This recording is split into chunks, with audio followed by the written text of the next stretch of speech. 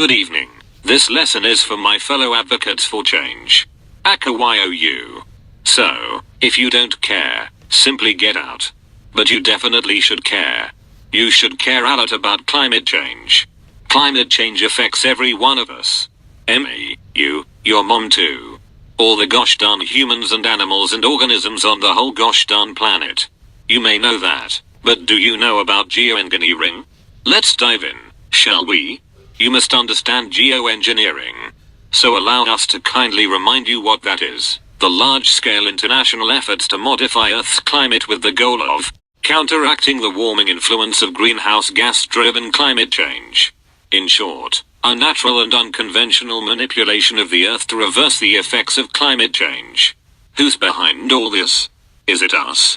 Is it your mom, your cat? Possibly your turtle, Larry? Is it you? Actually, it's corporate big boys. Corporate giants who don't actually want to fix climate change. They don't want to address the root cause of it, oh no, because they just want their money. Their moolah.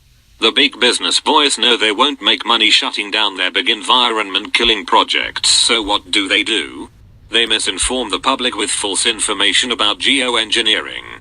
They're saying, hey, we got it guys. We're fixing climate change. Our methods are safe, but us alright chief, they're not. Here are key concepts to remember, so pay attention, please and thank you. Solar radiation management, intentional efforts to control the amount of solar radiation being absorbed by the Earth system by reflecting it back to space. Solar radiation management is often described as cheap, fast and economical. However, geographic distribution of sunlight could have dramatic consequences. The global hydrologic cycle, better known as the water cycle, which could affect ecosystems. You know what doesn't do that? The Earth by itself. Solar radiation management should be considered nothing other than a temporary fix to a long-term problem as well as an excuse to sit back and let emission levels rise.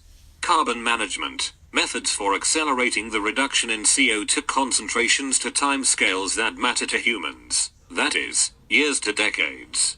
Carbon capture and sequestration, the capture of CO2 when it is produced and its long-term storage in the Earth's surface. Keep in mind, these two concepts are not exactly the same, but are really quite similar.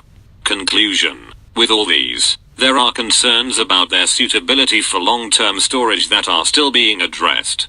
Some think that it is dangerous to believe that we could fine-tune such a complex system such as the Earth's atmosphere. And they are correct. If you took a better look at geoengineering, wouldn't you say so too? Fakxz.